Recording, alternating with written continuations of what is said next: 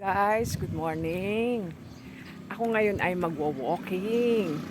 Mag-aalas 8 na, tanghali na, pero okay lang. Para lang maiba yung kapaligiran ko. Yung bang para kang nagme-mesmerize. Tara, samahan niyo ako mag-walking sa convention. Malayo yun. Tara, tara, tara. Hi guys, nasa Maharlika Highway na ako. Ayan siya, ayan. Hello guys, nasa convention na ako. Sisimulan ko ng lakadin yung medyo mahaba. Ang sarap maglakad. Time check, 7:58. At eto na yung mga baka. Ang aking mga bakang pinapastol. Charot. Tingnan nyo sila. Ang tataba nila. Wala akong barkada. Ako lang. Timo ang sipag ko, diba?